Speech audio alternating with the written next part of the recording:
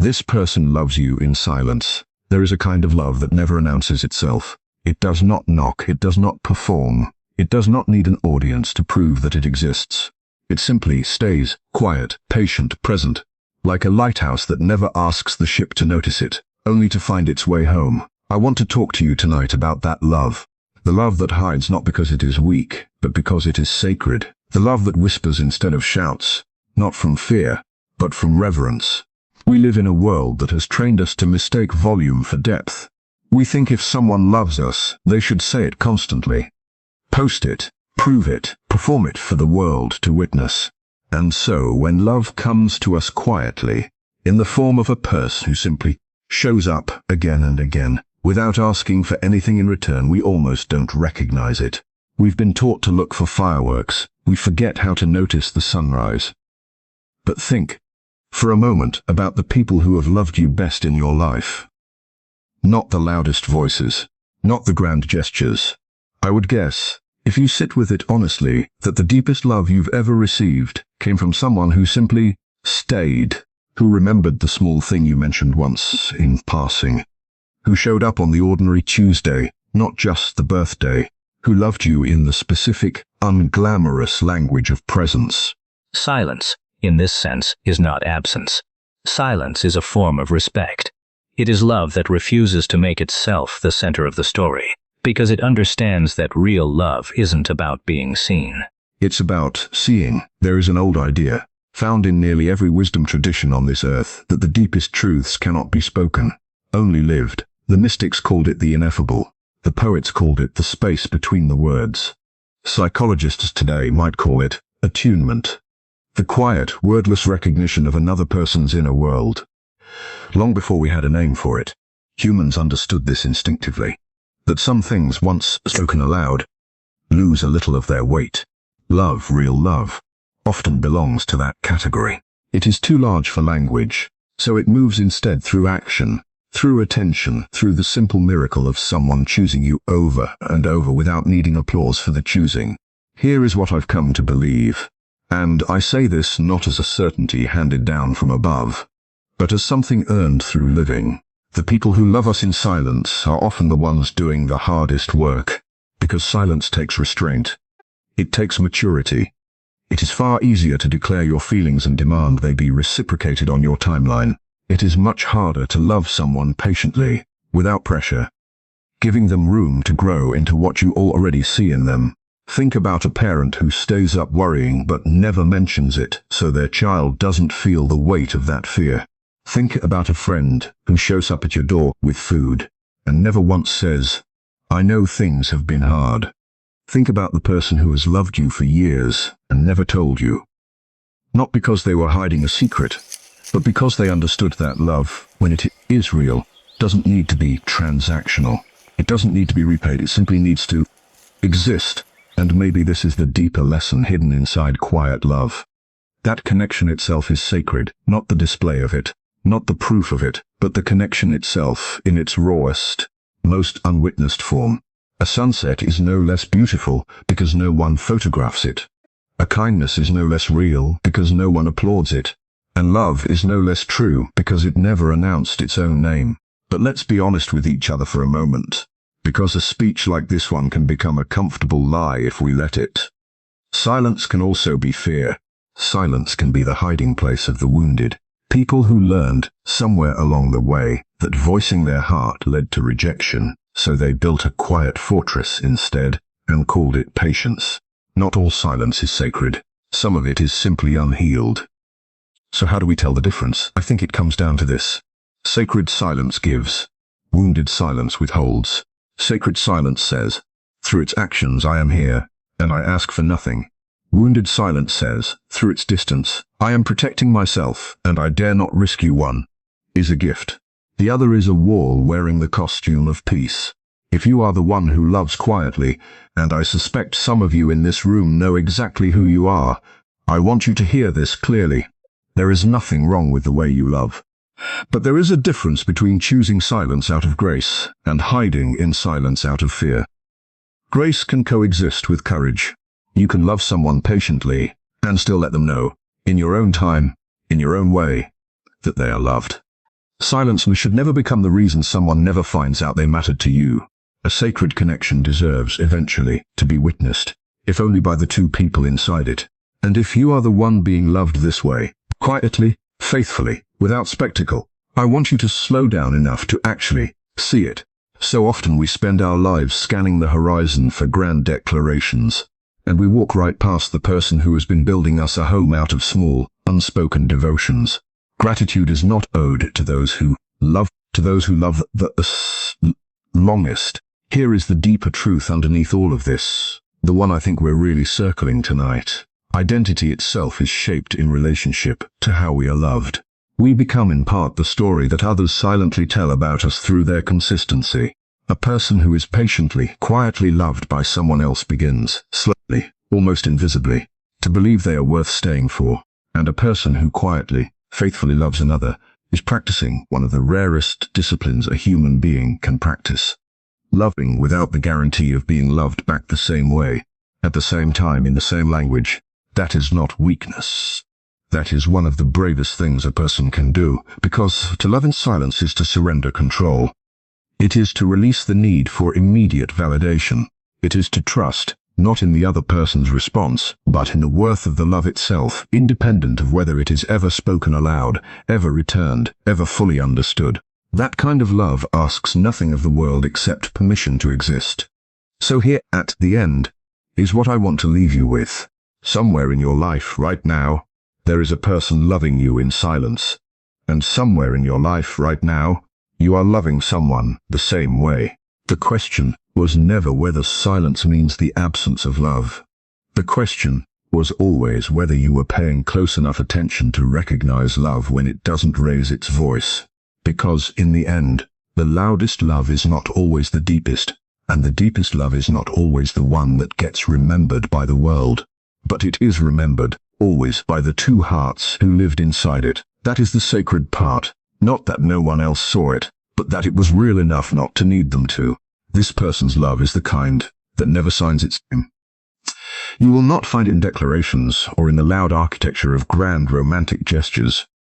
You will find it instead in the way they remember what you said in passing 3 weeks ago, the way they show up on the ordinary Tuesday when nothing is being celebrated, the way their attention rests on you, not because you asked for it, but because they simply cannot look away from what matters to them.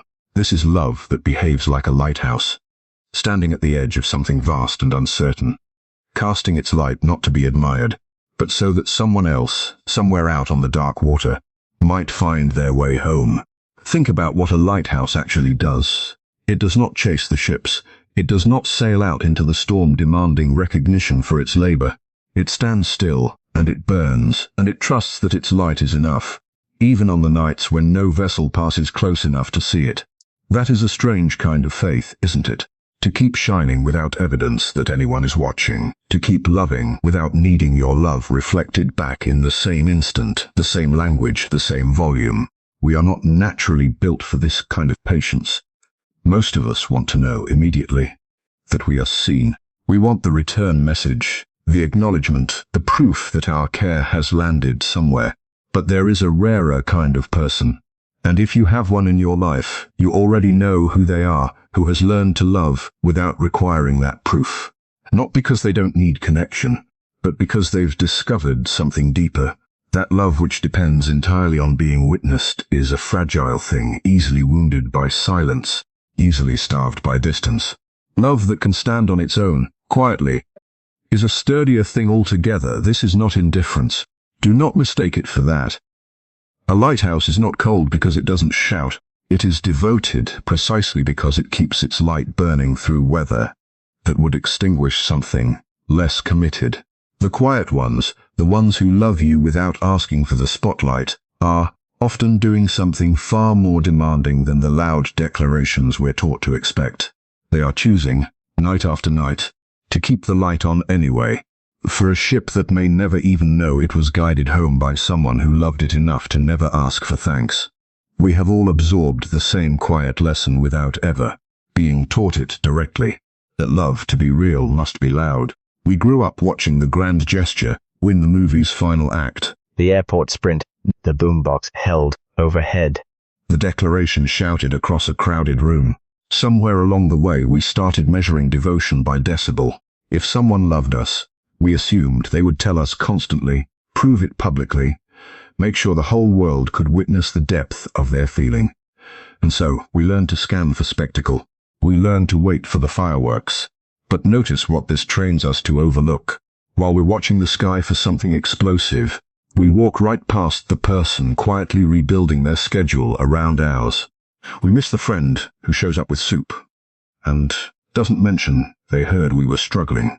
We miss the partner who remembers, without being reminded, exactly how we take our coffee, what makes us anxious before a hard day, which stories we tell when we're trying to seem fine and aren't. None of that makes headlines, none of that trends. And so, tragically, some of us have spent years being loved profoundly and never noticed it, because we were taught that love only counts when it announces itself. Here is the uncomfortable truth. Volume is often easiest to produce when there is nothing sustaining it underneath. It takes very little to say something beautiful once, in a moment of high emotion, with an audience watching. It takes an entirely different kind of character to keep showing up, unglamorously, on the days no one is applauding. The Tuesday after the anniversary. The ordinary week with no occasion attached to it at all. Depth doesn't need an audience to sustain itself. It isn't performing for anyone. It simply continues, whether or not anyone is keeping score. This confusion between volume and depth doesn't only distort how we look for love, it distorts how we offer it, too. Some of us have learned to perform affection, because we fear that if we don't make it visible, it won't be believed. We over-explain our loyalty. We narrate our own devotion, almost as if we don't trust that consistency alone will speak for us. But the people who have loved us the most reliably in our lives rarely needed to convince us of it with words. Their presence was the argument. Their consistency was the evidence. To unlearn this, to stop mistaking the loudest voice in the room for the truest one, requires a kind of quiet re-education. It asks us to slow down enough to notice the undramatic gestures. The check-in text with no occasion behind it, the person who stayed after everyone else had somewhere better to be, the small sacrifices no one asked them to make, and that they never mentioned making. Depth, it turns out, rarely announces itself. It simply endures, and waits patiently to be noticed by those willing to look closely enough to see it. There is an old instinct in nearly every culture on earth, buried in its myths and its prayers and its poetry, that the truest things cannot be fully spoken. The mystics, who spent lifetimes in contemplation, often arrived at the same humbling conclusion, that the deepest experiences of love, of grief, of awe before something vast, exceed the container of language. They didn't say this because words are worthless. They said it because some truths are simply too large to fit through the narrow doorway of a sentence. So instead of explaining, the mystics pointed. They used metaphor, silence, ritual, anything that could gesture toward the thing without pretending to capture it whole. Modern psychology, in its own careful language, has arrived at something remarkably similar. Researchers who study human connection speak of a concept called attunement, the wordless recognition of another person's inner state, the subtle reading of a shift in someone's breathing, their posture, the particular quality of their silence. A parent senses their child is upset before the child says a word. A longtime partner knows something is wrong from the way a door closes. This is not telepathy. It is attention, refined over years, until it becomes almost instinctive, and none of this requires speech. Attunement lives in the space between the words, in the pause before someone answers, in the quality of presence itself. This is worth sitting with, because we live in an era that treats communication as though more words always mean more understanding. We narrate everything. We explain our feelings in exhaustive detail, assuming that clarity requires volume. But anyone who has sat beside a grieving friend and said nothing, simply stayed, simply existed in the room with them, knows that silence can hold more comfort than any carefully chosen sentence. Anyone who has locked eyes with someone across a room and felt instantly understood, without a single word exchanged, knows that connection sometimes moves faster than language can travel. Love, when it is real, often behaves the same way. It doesn't always need the declaration. It lives instead in the quality of attention someone gives you. Whether they remember, whether they notice, whether they show up changed by having known you. These are not things you can fully explain to someone who hasn't experienced them. You can only point toward them, the way the mystics pointed toward the sacred, using metaphor and gesture, because the plain words simply were not large enough. Perhaps this is why the most profound relationships in our lives often defy easy description. Ask someone why they love who they love, and watch them struggle. Not because the love is unclear, but because it is too full, too layered, too lived in to compress into an answer. Some things are known best not by being said, but by being felt in the quiet space, where two people simply understand each other, without needing the words to carry what their presence has already made clear. Let's be honest with each other for a moment, because it would be easy to romanticize silence until it becomes an excuse. Not every quiet person is practicing devotion. Some are simply hiding, and they have learned to call it peace, because the word sounds gentler than the truth. Here is how it happens. Somewhere in a person's history, often early, often unspoken, they discovered that voicing their heart came with a cost. Maybe they reached for someone and were met with dismissal. Maybe they said "I love you" too soon, too openly, and watched it become a weapon later, used against them in an argument. Maybe they simply grew up in a home where feelings were inconvenient, where vulnerability was treated as weakness, where the safest thing a child could learn to do was disappear quietly, rather than risk being truly seen, and found wanting. So they built a fortress. And because the fortress was made of silence rather than shouting, it was easy for them and for everyone around them to mistake it for maturity, to call it patience, to call it strength. But there is a way to tell the difference, if you're willing to look closely. Sacred silence gives.